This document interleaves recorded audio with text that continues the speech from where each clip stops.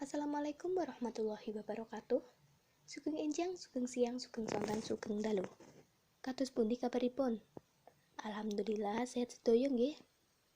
Taksih sami semangat nalika badhe tumut pasinaon dinten menika. Alhamdulillah. Pepanggihan malih kalihan kula Afita Indah Febriana wonten ing channel Afita Indah Febriana. Yuk sinau basa Jawa, basaning tata krama ngudi kautaman ngluluri jatining diri. Nggih, saderengipun pasinaon menika dipun wiwiti, sumangga saged dedonga miturut kapitayan ugi kapitadosan soang-soang. Dedonga kawiwitan. Purna. Nggih, matur nuwun. Nggih, saderengipun candhak wonten ing materi, kula badhe ngandharaken babagan kompetensi inti, kompetensi dasar, indikator, lan tujuan pasinaon menika. Nggih. Kompetensi inti wonten pengetahuan, memahami dan menerapkan pengetahuan faktual, konseptual dan prosedural berdasarkan rasa ingin tahunya tentang ilmu pengetahuan, teknologi, seni, budaya terkait dengan fenomena dan kejadian nyata.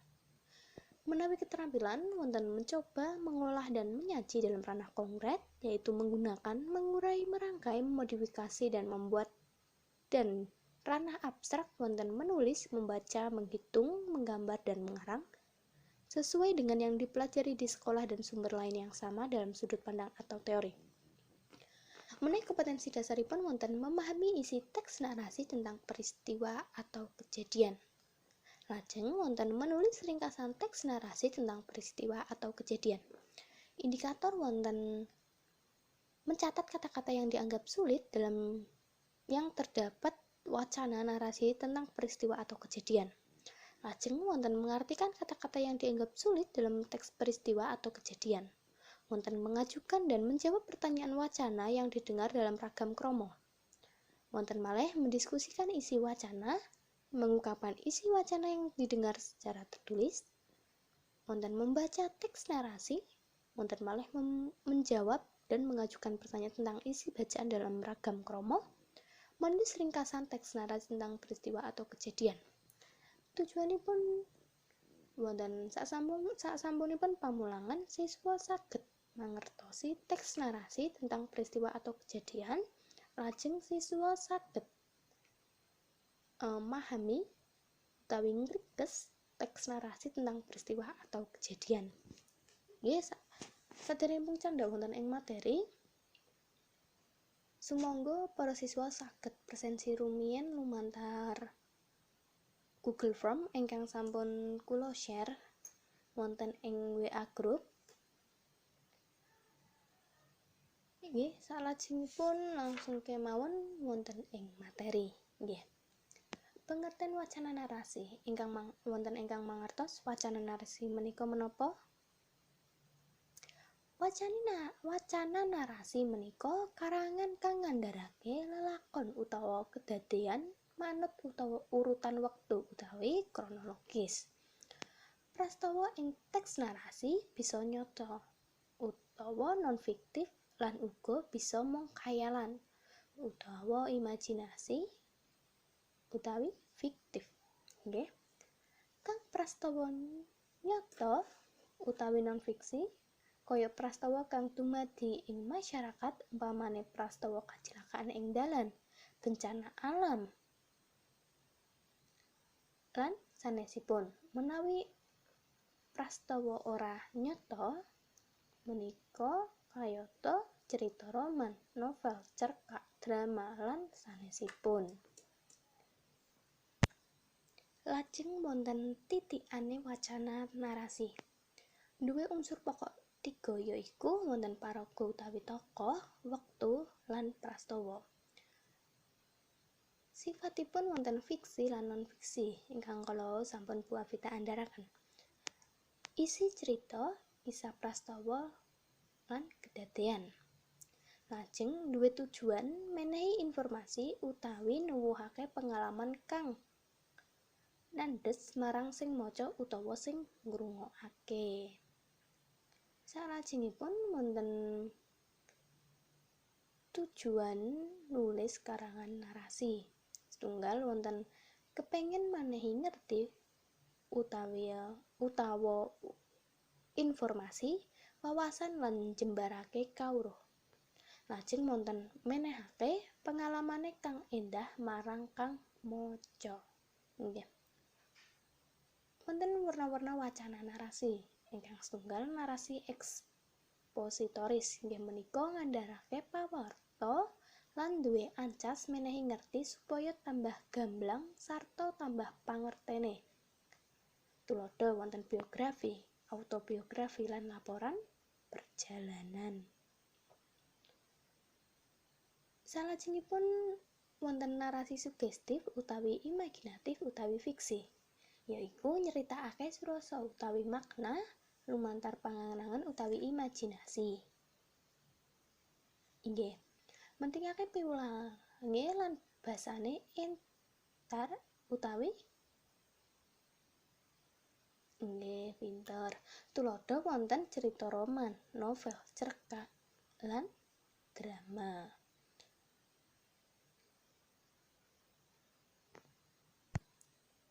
Salajengipun wonten carane nulis karangan narasi. Inggih menika ingkang setunggal nemtokake tema lan amanat. Ingkang nomor 2 netepake sapa sing arep maca. Ingkang nomor 3 ngerancang kedadian-kedadian pokok kang arep diandharake wujud skema utawi alur. Lajeng kedadian pokok mau dibagi dadi 3, wiwitan, tengah, lan pungkasan. Lajeng wonten prastawa pokok dirinci sajelas-jelas minangka isine cerita. Lajeng nata utawa mapanake tokoh, watak, latar, lan sudut pandang. Lajeng wonten ngetrapake aturan tandha wacan ing ukara-ukara mau. Salajengipun samangke wonten video ingkang Bu Afitan tampilaken babagan prastawa COVID-19 ing Kabupaten Grobogan. Dados samangke para siswa saged ngrungokake lan nyatet tembung-tembung kang dirasa angel utawa durung dimangerteni tegese utawa karepe. Nggih. Sugeng mirsani lan ngrungokake.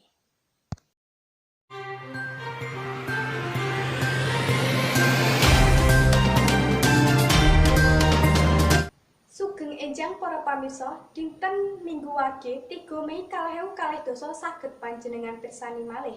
Laporan-laporan ingkang akurat tuwin rakyat sampun sumadyo katur panjenengan.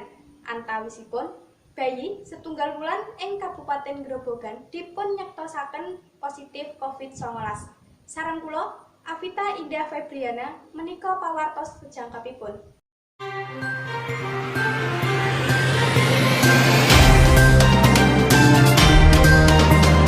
Pamanggih 3 kasus konfirmasi COVID-19 ing Kabupaten Grobogan tanggal 2 Mei 2022 ingkang enggal inggih menika. Pasien positif ing Kabupaten Grobogan mundhak 3 dados 13. Kasus ingkang enggal inggih menika saking Kecamatan Tanggungharjo, Kecamatan Brati, lan Kecamatan Purwodadi. Menika konfirmasi saking Ibu Endang Sulistyaningsih, Ketua Harian Tim Gugus Tugas Penanganan COVID-19 Grobogan. Hasil pemeriksaan swab dinyatakan 3 orang terkonfirmasi positif COVID-19. 1. Pasien bayi Nyonya R, umur 1 bulan, alamat Desa Sukimani, Kecamatan Tanggungharjo. 2. Pasien berinisial YR, laki-laki, umur 50 tahun, alamat Desa Temon, Kecamatan Brati. 3. Pasien berinisial ED, laki-laki, umur 38, alamat Purwodadi, Kecamatan Purwodadi. Jadi, total kasus terkonfirmasi positif COVID-19 pada hari ini sejumlah 13 orang, dengan rincian sembuh dari COVID-19 ada 2 orang, dan meninggal ada 2 orang. Yang masih dalam perawatan ada 9 orang.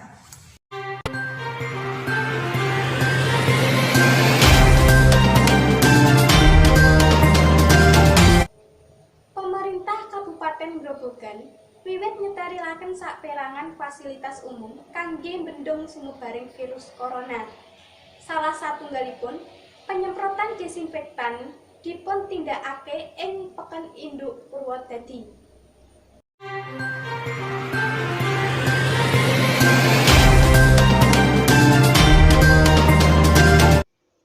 Pemerintah Kabupaten Grobogan sesarengan kalian BPBD, PMI, Dinkes lan Damkar nindakake penyemprotan desinfektan kangge mbendung sumebaring virus corona. Wiwit saking gerbang, kios-kios peken lan pager sedayanipun dipun semprot. Lampahan pemerintah menika dipun tanggepi sae dening tiang-tiang mriku. Penyemprotan menika dipun tindakake wayah dalu amargi wayah enjang menika Peken Induk Purwodadi taksih wonten ingkang sadean.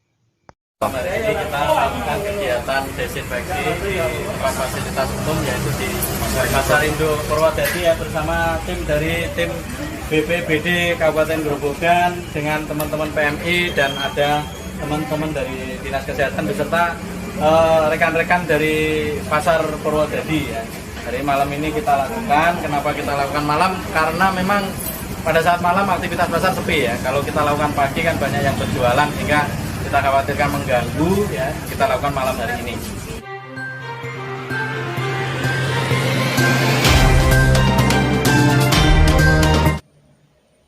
Pawartos kasebat mungkasi sesarengan kita wonten ing adicara pawartos menika.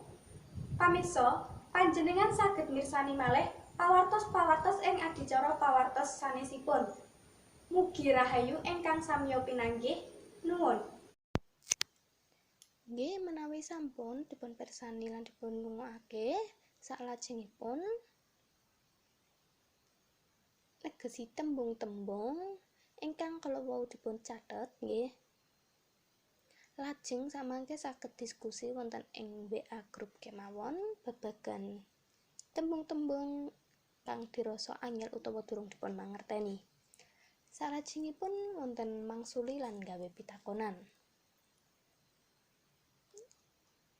Pangsulana pitakonan-pitakonan migunakake basa ngoko lan krama. Tuladha wonten pitakon inggih menika sapa korban COVID-19 ing Kabupaten Grobogan. Menawi wangsulanipun ing krama inggih menika korban ing Kabupaten Grobogan menika wonten 3 tiyang. Ingkang setunggal bla bla bla bla bla, kalih bla bla bla bla, 3 bla bla bla, kados mengaten. Lajeng nggih wangsulan mawi ngoko. Sampun paham nggih? Salajengipun gawea kaya tuladhane.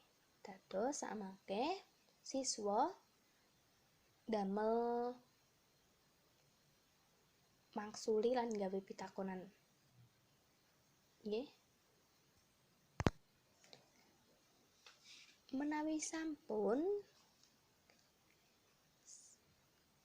salajengipun gawe pitakonan ngenani isine wacan ada dasar ukara wangsulan sing dicawisake. Nggih. Salajengipun mangsuli pitakonan ngenani isine. Lajeng gawea pitakonan ada dasar ukara wangsulan sing dicawisake. Saiki gadekno tuladhane nggih. Menawi ukara wangsulan menika wonten korban COVID-19 ing Kabupaten Grobogan ana 3 jiwa. Menawi pitakon mawi ngoko pira korban COVID-19 ing Kabupaten Grobogan? menawi mawi krama pinten korban COVID-19 wonten ing Kabupaten Grobogan. Nggih, sakwise sampun lajeng gawéya kaya tuladhane ingkang kala wau sampun Bu Afita andharaken nggih. Sampun paham? Sakniki diskusike isine wacan. Nggih. Nggih. Saking video ingkang kala wau Bu Afita tampilake, banjur diskusikake karo kancamu. Apa isine wacan kasebut? Nulis pokok-pokok isine wacan ing basa krama. Pokok-pokok isine wacan iku padha karo inti sarine wacan. Minangka panuntun anggone nulisake pokok-pokok utawa inti sarine wacan ing basa krama. Lajeng wangsulana pitakonan iki migunakake basa krama nggih. Ingkang setunggal, prastawa apa kang diceritakake ing wacan utawi ing video kala wau? Ingkang nomor kalih, kapan lan ana ing ngendi dumadine prastawa iku? Ingkang nomor 3, apa kang jalari dumadine prastawa iku? Nomor 4, sapa lan pira kurbane? Ingkang pungkasan, kanggo ngindari COVID-19, warga kang slamet bakal dikapakake. Nggih menawi sampun, sakniki nulis isine wacan utawi video sing dirungokake kala wau nggih. Ngandhakake pokok-pokok isine wacan iku padha karo kandha utawa cerita ngenani pokok-pokok isine wacan utawi video kala wau. Mula anggone ngandhakake iku bisa lancar menawi isine wacan utawa video kala wau dimangerteni lan dipahami. Lajeng menawane sampun ngerti lan paham, mesti anggone kandha utawa cerita bakal lancar. Nggih, mangertos? Nggih. Salajengipun wonten nulis ringkesan teks narasi ngenani prastawa.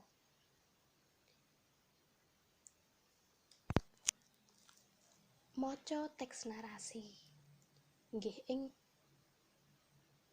video kala wau siswa sampun diterangake bab carane nemtokake isine teks narasi nggih.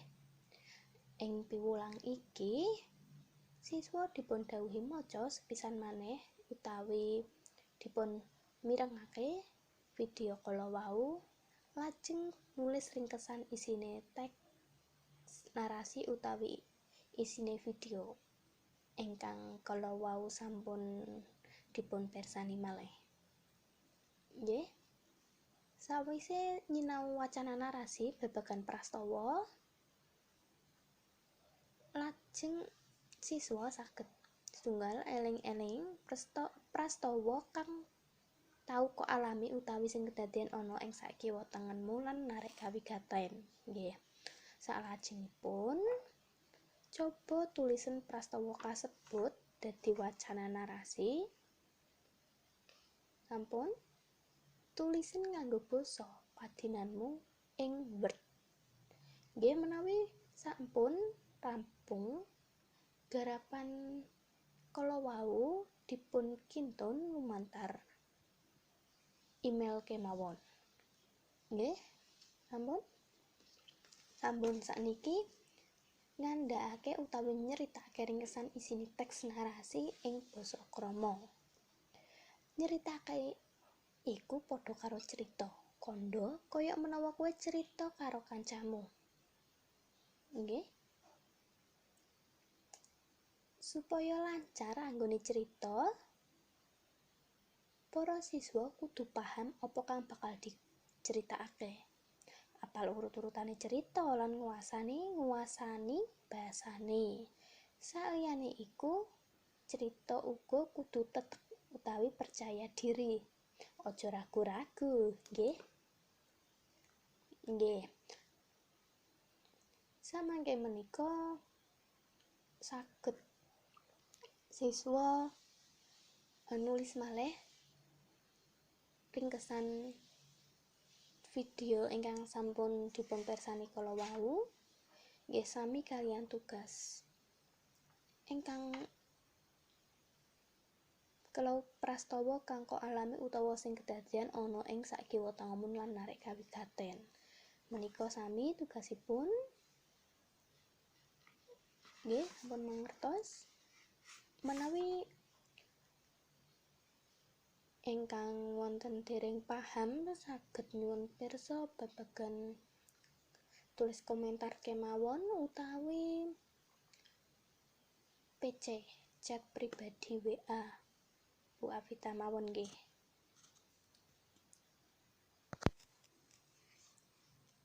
Nggih. Saderengipun Bu Afita andharaken tututan saking pasinaon dinten menika, Bu Afita ambali malih tugasipun. Nggih.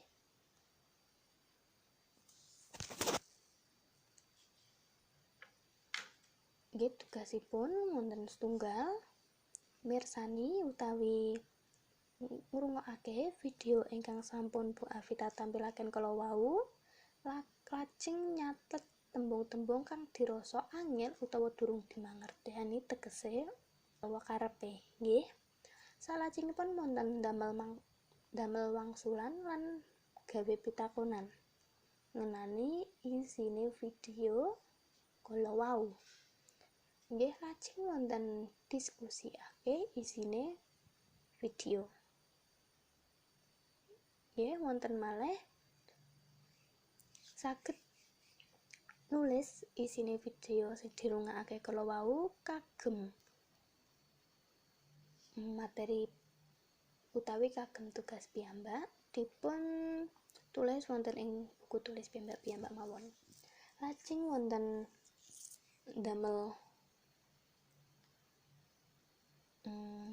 prastawa kang tau kok alami utawa sing kedadian ana ing sakiwa tanganmu lan narik kawigaten. Lajeng ingkang pungkasan nggih menika ringkes isine teks narasi ing basa krama. Nggih. Menawi sampun mangertos, aja wedi kangelan, aja wedi salah. Nggih. Garapen sabisamu. Pasinaon candhake piwulang iki bakal dibaleni malih ing semester kalih. Nggih. Dudutan saking pasinaon dinten menika wonten prastawa iku kedadian kang wis dumadi utawa kelakon. Prastawa iku maneka warna. Ana sing nyenengake, nrenyuhake, ana uga sing gawe sedih. Prastawa sing nyenengake umpamane menang dadi juara ing sawijining lomba. Peresmian sawijining kretek sing ngubungake sawijining panggonan karo panggonan liyane lan sanesipun.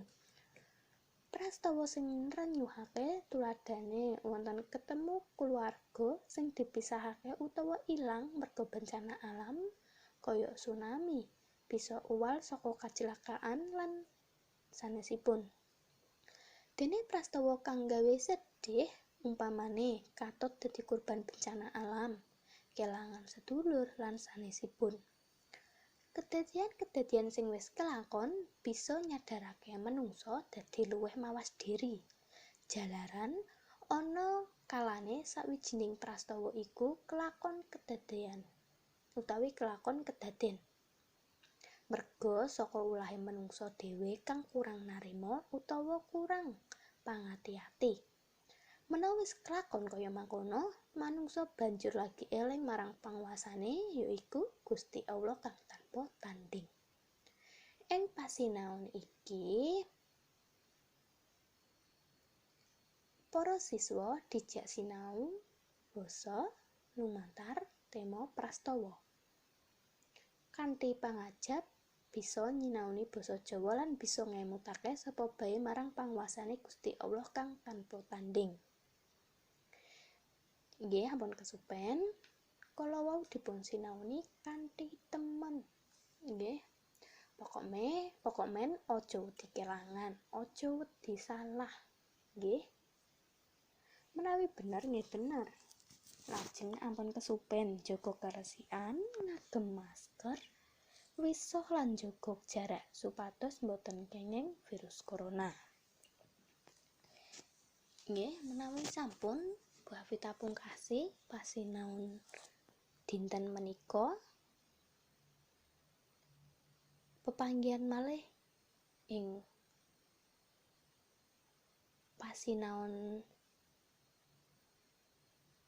minggu ngajeng. Ampun kesupen, yuk sinau basa Jawa, basaning tata krama ngudi kautaman, ngluluri jatining diri. Wassalamualaikum warahmatullahi wabarakatuh.